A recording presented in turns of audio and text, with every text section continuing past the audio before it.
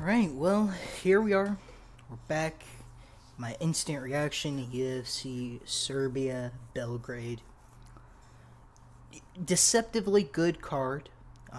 Everything was good except for my, atrocious picks, but hopefully nobody took them seriously. This is just, what I think, but you got your mind of your own. Anyway, it was a good card. There was a good amount of finishes. Deceptively good card. Seemed like it was going to be one of those, boring cards. But it delivered, and I'm glad it delivered. We're going to start off here with the prelim opener of Stephanie Luciano versus Marina Spazic. Spazic came out aggressive, Spazic came out aggressive, landed a 3-2, and then Luciano set up her own hook 2 combo. I wasn't watching very closely. Into a takedown setup, got the back. It was a very quick sequence. I mean, Spazic came out, aggressive early on. And then slowly, when she stopped being aggressive, Luciano just capitalized on it, clipped her, then shot in a takedown, got the back, got the rear naked choke. Very clear and cut win for Luciano. Not too much, but Spazic didn't look like she belonged in there. She had her hands down a little, classic woman's WMMA shit, Chair Creek. Good finish. Moving on. Jovan Leka versus Alexander Popik. I will be honest. I was watching this. I was like, Popik has the right idea. He has the correct idea. Throw out the leg kicks. Jovan kind of looked a little timid, just a little bit. The low kick was working kind of well for Popik. I will admit it was working. But Popik, man, he's always been kind of chinny to the body. Like, if you've watched the Jamal Hill fight, Jamal Hill beat his body up with knees and stuff like that. So he's always had that as his weakness, kind of. It's kind of foolish of me to pick a guy who lost to Todorovic, but I believed in Ladderman's skill, but it was very clear the size difference. Leka, on the other hand, he didn't look too shabby. He got the finish in the first round. It was a good finish. It was a perfectly placed lever kick. Caught Popik right on the liver. It was beautiful. Glad to see him get a finish in the UFC. Hopefully, you can do something with him. Heavyweight's looking a little more interesting now. It's good. I like the way, it's shaping up. You got new prospects, new names popping up everywhere. Hopefully it keeps evolving, you know what I mean? Good finish. Rear body kick, I believe, landed on Popik's liver. But, it has to be mentioned, there is a 48-pound size difference. Hopefully we see Popik at light heavyweight. He should have interesting fights there, because he didn't look too bad, other than... He didn't look too bad, actually. He landed a good hook. He didn't look too shabby. Hopefully we see him at the right weight class, and he's not that big for light heavyweight. It's a 10-pound weight cut, it seemed. So he's not going to be the biggest light heavyweight. He probably could be a middleweight if he really wanted to. Anyway, moving on. Nina Milicevic versus Haley Cohen. Nina looked she looked good, I would say. She kind of had a slow start, a little slow start to start everything off. A little here and there punches. But the finishing sequence was weird because it was a straight, what seemed to be Haley Cohen's solar plexus, is what they said. I thought it was like a liver punch, it looked, or a body, just a belly punch, a regular belly punch. And you could see Haley Cohen react, huff, a big huff. Like she was trying to knock down the Three Little Pigs' house. And then Nina looked like she was still staring at her for a good little second until she finally noticed, oh, Cohen's hurt. Does another one to the body. Boop. Hurts her. Punches her. And then, boop, another one. And that's all it was. It dropped her, I think. I believe it dropped her. Yeah, I did drop her with the knockdown. A third... it's windy. But the third solar plexus punch dropped Cohen, I believe. I think it was the third, could have been the second. Dropped her. Good finish. Good finish. Moving on. Nina is gonna, she's gonna be something. Maybe not a big something, but she could be something. Mateusz Rebecki versus Kyle Prepolek. Look at those numbers, 132 to 11. Like, holy shit. I had Mateusz Rebecki. Doesn't matter. It was a good card anyway. But I had Rebecki. Rebecki, he was beating up Prepolek on the feet a little as well. As I said, Prepolek, he ain't built for it. He's not good. He could have done it if he had a little better fight IQ, prepared more. He tried a switch, I think, or a get up of some sort, like a something, I forgot what it was called. And then he tried to get up, but he just got taken back down, and Rebecki just beat him up from full guard until Prepolek got to the cage on one knee, but he was shin down, so he couldn't really prop up. And Prepolek didn't even try to do the correct thing of getting up. It was weird. Rebecki just hammered his head in on the cage. On the full guard, too, he landed a few elbows. It's a nasty ground and pound. It was a good finish from Rebecki. Would I have liked to seen him, get a sub or something to cap it off? It was a fine finish. He did beat the shit out of Prepolek. I don't mind that. Unlike Uncle I versus Guskov with that gay ass shit. Fucking baby punching people. Good finish from Rebecki. He needed that for sure. Prepolek, 0-5 in the UFC in total from 2 stints. Chris Matinho of lightweight. Get rid of him. Moving on. Denis Bazukia versus Bogdan Grad. Now, I'll be frank. Denis Bazukia he didn't do the best in the first round. He got taken down, held there for most of it, I'm pretty sure. From what I remember, he got held down for a bit for most of that first round. But, yeah, it was mostly Bogdan Grad holding on the cage, took him down. Bazukia, however, got what he needed in the second round. He had good takedown defense throughout this fight. He stuffed a few takedowns in round 1. He did pretty good. He stuffed 3 takedowns round 1. Bazukia, I thought he was going to get slimed. I really did. Round 2 starts, Bazukia is piecing up Grad. You can clearly see Grad has visibly changed. His body language looked bad. He tried to do so many spinning back fists, I think 3 of them for no reason. He had some, you could see on each punch, each strike, each takedown he shot, it was sloppy, he was tired. But when he finally got it, but before that, Bazukia was piecing him up.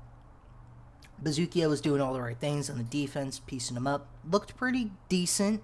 He almost got finished at the end of the first round, so for him to come back as big as this, where he's almost, it looks like he's going to get, a finish just from Grad being tired, kind of. It kind of gave that vibe, where if Bazukia lands some body strikes, maybe we're in for a finish. But unexpectedly, Grad got the takedown with a very low gas tank, admittingly. He got it right into half guard. Then he went for this arm triangle, and Bazukia, he was, picking up the phone or holding the phone or whatever it's called, with the arm straight up, with the elbow straight up. And it looked like the choke was getting in there, it was gonna get in there, or it was in there. And then he looks to clear Grad's leg off of him, and it looks like he taps, and the referee stops it. It looks like a tap, but in the slow motion they showed, kind of looked like he was trying to clear the leg. Grad went on the mic and said he trusted the official's decision. It's not his decision. Whatever. Blah, blah, blah, blah. Classic. But, rough for Bazookia. Rough for him to, kind of get screwed over by the referee a little. But you can't be doing that. You have to do it correctly. Anyway, moving on. It is what it is. You got to feel for Bazookia a little. Borislav Nikolic versus Mark Vologdin, whatever. Vologdin clips Borislav early. He drops him early. He clips him. He got some respect on. He clipped him like immediately, like a few seconds in.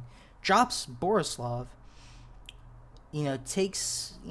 Tries to finish. Borislav gets up, kind of, does his aura farming ways. Smiles at him at one point. Other than that, it was a bit of walking around, fame, just some pitter-patter. Second round, however, Borislav does change it up and comes back. And he took this round with, he landed some big meaty hooks, threw some big meaty hooks. The jab was pretty good. He cut open Vologdin's nose a little. He caught him decently well on the nose. You could see, he had a kind of the Khalil Roundtree nose splitting kind of cut going on there. But, he was working that jab. He was working the jab a little. And just a few jabs, and it looked like it was going to cut open Vologdin's nose, But Vologdin is a tough fucker. Round 3, Borislav took over completely. He dominated the last round completely. 10-8. He just beat up Vologdin.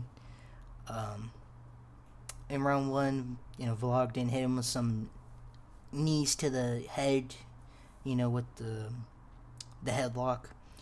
Borislav, reciprocates it in this round after, I don't think he clipped him, but he hurt him, and Vologdin was just fumbling all over, and Vologdin didn't have anything in this round. Borislav, man, he's a real issue. He's got to be careful with that defense, but he is a real monster. He beat the shit out of Vologdin at the end of that fight. I thought Vologdin was out when he got the sub. When he had that rear naked choke in. I thought he was out because he didn't get up after getting the choke put in. He was face first on the canvas after.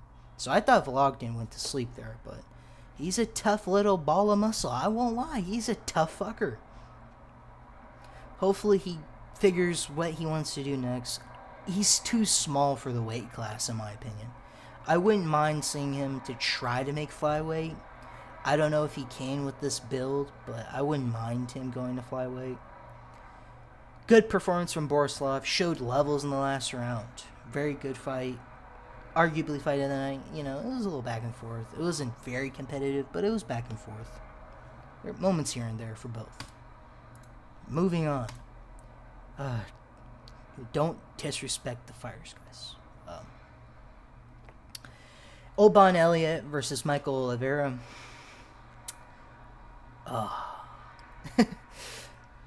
I predicted a slime out for Michael Oliveira. What do you know? A slime out for Michael Oliveira. Oban, it's time. I think it's either you go down because you're not very big for this weight, or you just retire. As much as I would like to be, he could come back from this 100%, but nah. The Welsh gangster, it's time to put him up. You had some good performances. It's time to hang him up. These people are just, these welterweights that are coming out now are too physically imposing. Michael Oliveira. Oof, man, what to say? He was dominant in this fight. Oban was, he was throwing some stuff, a jab, a low kick. Oliveira drops Oban with a jab, I think to like the side of his head, or like, the one side of his head. It didn't even look like a clean punch. Fucking sends Oban flying, tumbling to his leg, to his knees, trying to crawl and grab like Aljamain out there. Just, and Oban was landing a few shots. He was landing a little bit. He wasn't totally out the fight after that, but he goes for a hook in the finishing sequence, and bah, just a 2 down the pipe. It was so nasty. I'm surprised he was still conscious after that. Like, he was still trying to move. Like, I'm surprised. Michael Oliveira is a demon, bro. Put him on your watch list. He is a demon. He's going to be a massive issue for some of these welterweights. Very impressive. Very, very impressive. Not much to say other than a Michael Oliveira just demolition job. Moving on, we got Ludovic Klein versus Tafik Musayev. This fucking guy, bro. Musayev controls the first round completely, outdoes Klein. He landed some low kicks that got reactions out of Klein. He was hitting the target. He was landing hooks on the chin, 2s on the chin. He was doing well. Come round 2, he slows considerably. You can clearly see he slowed. Very obviously slows, and Klein kind of got the groove going in the later part of the round. The first 2 minutes was Musayev. First minute 30 was Musayev. He was doing, what he was in the first. But then Klein turned it up the notch he needed, and he was landing quite window. Anyway, Klein started getting it going. He was landing what he needed to. He looked better. He was landing some good hooks, some good 2s. He looked like he was going to start taking control. But then Musayev catches Klein on the cage. He throws I believe a hook, and then he breaks the guard of Klein open with his hand, and then another hook puts him down. Beats him up, ground and pound. Klein rolls over to his knees. I don't know what exactly Musayev threw, but the referee got his friggin' foot stuck in between them. Like, what are you doing, Grandpa? Let's not get in the way of the camera. Let's stay on the side where you're watching the fight. Let's not hire these grandpas to watch over these fights. You know what I mean? It's not good. Gets his foot tangled. Musayev, it looked kind of like, like he was hammer fisting the back of Klein's head. I couldn't tell. Or it could have just been normal ground and pound. You couldn't tell from the angle that they showed. Kind of looked like that. I can't really say if he was like hitting the side of Klein's head, but it looked like it. Musayev, he may be a cheater, but at least he's a good cheater. He's good. Just how good is Oralby? Musayev, he didn't look bad. He looked pretty good out there. People don't finish Ludovic Klein like that. Unless your name is Nate Landwehr, you don't finish Ludovic Klein. So that is quite impressive feat. Undoubtedly. Alright. That caps off the prelims. That was the prelim headliner. Moving on. Milos Jancic. I had Jancic. I don't know what happened in this fight. I think it shows Jancic throwing a head kick, and Gugnan or whatever his French name is, or let's just say Noah here blocks it with his elbows. I think it probably put Jancic's leg to sleep, like it hit a nerve or something, and his leg goes jelly-legged. He goes jelly-legged from the nerve damage, and he stumbles on his leg, and Gugnan goes in, gets clipped a little. I will admit I saw him get punched up going in recklessly. You don't want to see that. And then I didn't see what else Gugnon did, but I don't think he landed any on the feet. Oh, low kicks. He threw a few low kicks. He got the fight to the ground. Rear naked choke for, Gugnon. Jancic couldn't really do much after that. And the unfortunate parts about these kind of things are like, how highly can I actually rate this guy? You know what I mean? Gugnon, I don't know how highly I can rate him after this, That's the unfortunate part about these fights with, like, these injuries, these sudden injuries, is that you can't really tell or get a great beat on this kind of prospect. He looks good, he looks the part. I have to see a full fight from him. I need to see it. Because it seems like he could be definitely a good fighter, a good fun fighter, a good fun fighter. That's what we kind of want, So we'll see what's next for the Frenchman. I believe he's French. Jancic, on the other hand, maybe give him another shot. I don't know. Yeah, probably give both another shot. Probably keep Jancic just to see what he's actually capable of when he doesn't immediately put his leg to sleep. Good finish from Gugnon. He showed some decent fight IQ by going for a sub and not just like laying on him like Andre Sukumta against Sean O'Malley. Off topic. Alright, moving on. Vlasto Chepo versus Gilbert Urbina. I had Chepo. I didn't realize how fucking shit he was. He got dropped by a jab because he's kind of stupid. I don't even know what he was doing. He kind of was just like, oh, I'm gonna get you. He just charged at him with his hands down. 14-3 fighter. Who was this guy fighting? Some grandpa? Was he fighting somebody's uncles? Who was this guy fighting to get in the UFC? Like, get rid of him. He deserves to be cut. Get him out of here. He's not good. Please get him out of here. But middleweight is trash, so you never know.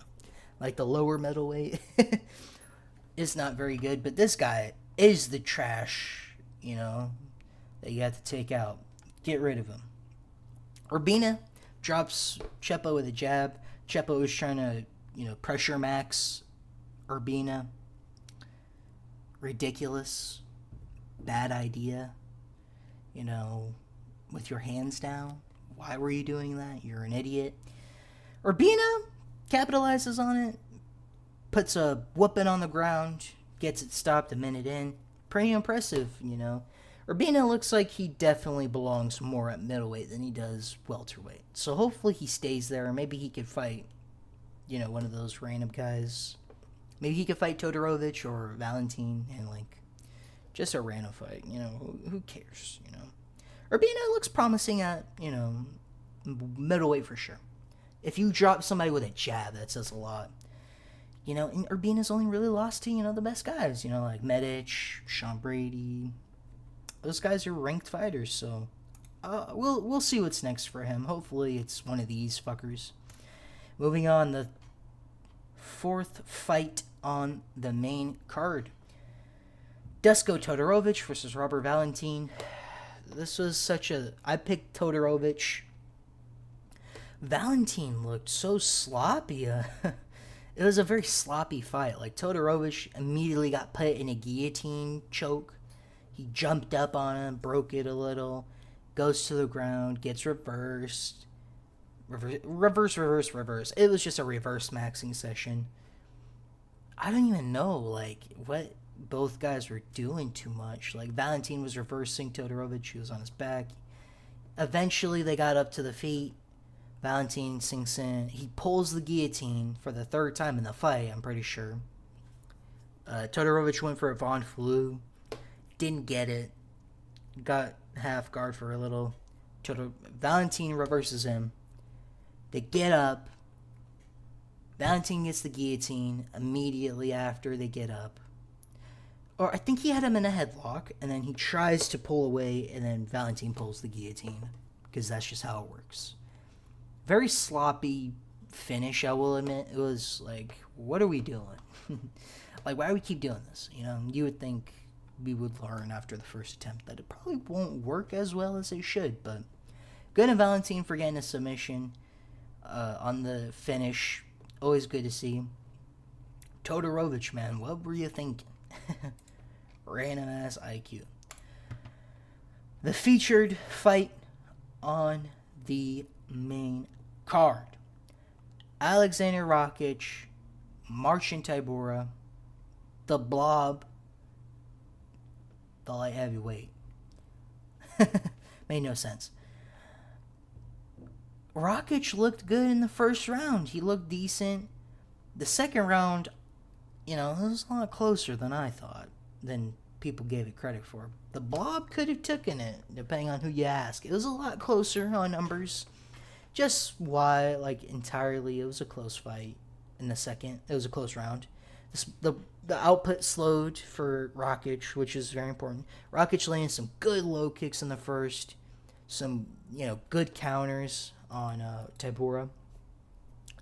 And Rakic slowing in the second shows, he probably didn't put on the muscle as best as he probably could. But, he looked pretty decent out there. He didn't look great. He didn't look good, but he looked decent. He looked good. Not good. Decent. He looked decent. He wasn't a world beater out there. Heavyweight is interesting. He is 37, 36, so if you want to see what he can do, put him in there immediately with somebody. You know what I mean? Don't waste no time. So, third round was a pretty clear-cut Rakic win, or a Rakic round. Held him on the cage. Tybura did cut him open with an elbow on the cage, so, visible damage. No, I'm playing. Rakic won pretty clearly, 30-27 or 29-28. Just fine with me. He clearly won the fight. Could give Tybura round 2, but Rakic was in control with good counters, good boxing, good low kicks. The low kicks are a Blob's worst enemies, so good to see Rakic finally get a win. Only if another Unk could have gotten it, but Rakic, maybe he could be something at heavyweight. As for Tybura, do him versus Brando Pericic. Maybe Tybura versus a Gable Stevenson. Fuck it. Let's see the loophole fight. The Blob. Probably, they'll probably want to work Gable up. Not too many things you could do with Tybura, other than prospects. I guess maybe Petrino? You could... Nah, he's fighting Spivak. I don't know. Maybe, Thomas is at, Steven Asplund, maybe, if he beats that Pat guy. I'm misspeaking all the time. Not too much you can do. Rakic, him versus the winner of Petrino or Spivak. The loser or winner. Loser, probably. I wouldn't mind that. Or you could do Ante Delija versus Rakic. Although I'm pretty sure they're probably going to rebook Johnny Walker versus Delija. Johnny Walker's also moving up. He's going heavyweight. Moving on. The co-main event. Jan Blachowicz, Navajo Sterling. Man, I thought Ung still had it, bro. It's time to hang him up. Jan Blachowicz, number 4 ranked light heavyweight. I think it's time to retire. Unfortunate way to go out to retire, but it's time to go and retire. It was a bit, Sterling was laying his tippy-tappy low kicks, copying the Oberg plan with the low kicks. He throws a low kick, and Jan catches him on the eye with a straight or a hook of some sort. Looked like a straight to me. Catches Sterling. Drops Sterling for a little onto a knee. They get on the cage. They clinch a little. Break off. Back to the low kicks. Clinch a little. Then the finishing sequence. Jan is in boxing range. Almost. He throws a hook. Sterling comes over with the straight, or just clips Jan, and he falls over like a grandpa who dropped his walker. Yeah, he did not. I can't believe he didn't. It looks so sad to watch. Jan fall over like that. It's time, That's when you know it's time to hang them up. It's time. He's definitely regressed in skill. The injury to his meniscus didn't help. Um, poor Unk. It's time to hang him up. Sterling, he's probably going to be number 5 in the rankings. Maybe number 5 or 6. You could do him versus Costa, or you could do him versus Ankalaev, because I know the UFC don't want to give that boring bastard a title shot. The light heavyweight is a fresh thing you can look at now. So you can look at all the matchups you can make now. It changes everything up, and it's good to see that. And hopefully Jan retires. I don't want to see him fight again. I really don't. Unfortunate ending to the career, draw after draw, loss after split decision. Hopefully he retires and we'll see him, be a coach, maybe just live out his life, Don't always gotta be coaching, but hopefully he retires. He got bust open with some nasty ground and pound elbows. Nasty cut below the eye. Man. Rough to watch. Sterling versus Paulo Costa. I wouldn't mind that fight. It'd probably be a good fight. Or we could see Sterling versus Ankalaev. There's some matchups, There's some matchups. Khalil Roundtree versus Sterling. You could do that. For sure you could do that. Ankalaev versus Olberg. Sterling versus Roundtree. Costa versus Yuri. Light heavyweight looks pretty decent. I like it. Light heavyweight's looking pretty good now. Want to see Blachowicz retire? Sterling versus Roundtree. Moving on. The main event. Uros Medic, Daniel Rodriguez. I had Daniel Rodriguez, unironically. You can make fun of me all you want. It's cool. I'm a big dunce. Holy shit, man. Just a slime out by Uros Medic. Just slimes Daniel Rodriguez immediately. 30 seconds. All he needed was 30 seconds. Just boop. I will admit, he looked sloppy. It looked a little sloppy in the finishing, but it was just a double left hand, I think, is what caught him. I couldn't tell, really. It looked like it was a left, right, left, puts Daniel Rodriguez down. But before he falls over, Uros Medic hits him with a knee. Rodriguez falls and, rolls over. Gets hit with a soccer kick right to the ribs. Probably that's what's kept Unk down for the rest of that finishing sequence. Probably what kept him down. Those body strikes, right to the ribs, definitely did not help. But that was a very clean performance from Medic. He didn't even look like all of his other ones. It looked pretty good. It showed the finishing instincts of immediately jumping on Rodriguez. Just the soccer kick to the body was very smart from him to do. Whether he did it on purpose or not, that's not up to me. Now, Rodriguez threw a low kick. He made Uros, kind of hobble over a little, slip a little. And then he immediately died. He immediately got dropped. Yeah, just crazy. Uros Medic went on the mic. He almost started crying. He called out Leon Edwards and Carlos Prates. You know what I say? Give him Leon Edwards. Then give him Prates if he beats Leon Edwards, when he beats Leon Edwards, Then you do Daniel Rodriguez versus Kevin Holland rematch. Why not? Or you just... Daniel Rodriguez is 40. Probably give Unk a little rest. Give him Unk a nap. If you're really desperate to get him gone, just give him Michael Oliveira. Just let's see what happens. No, I'm playing. Daniel Rodriguez probably just needs a lot of time off. More than likely, they'll do a Kevin Holland rematch. Maybe he could fight a Joel Alvarez or something. I'm not quite sure. I would do the right thing, Uros Medic versus Leon Edwards. Daniel Rodriguez versus probably an unranked welterweight. We'll go from there. Uros Medic, Leon Edwards is forgot what he said. He was like, let's see if Leon comes out of his hole or something like that. He talked about Leon Edwards being in the little hole that he dug. Let's hope that Uros gets that fight. Leon Edwards has to stop ducking, fight Uros Medic, get you done and dusted, retired out of the sport, the welterweight champion curse. I think that will do it. Yeah, good card, good everything. I went 7-7, pretty trash. I think it's time we see something interesting happen. I'm pretty sure that all the favorites won. Let me just take a look. This was the underdog pick, was Messiah. Favorite, big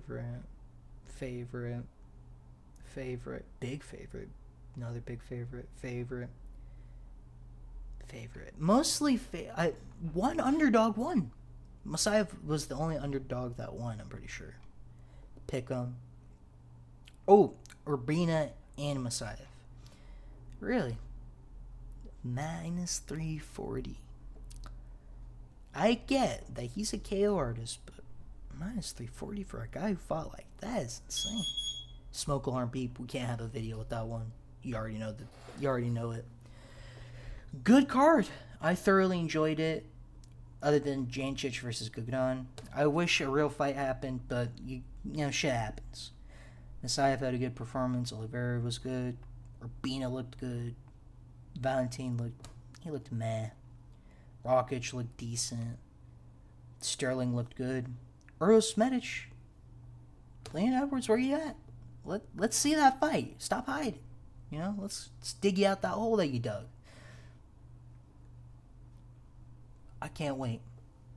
Alright, I think that'll do this one. Long ass video. Uros Medic is the problem. You know, we're Houston and we got a problem, and it's Uros Medic. Whew. Good card. Alright, goodbye. Well,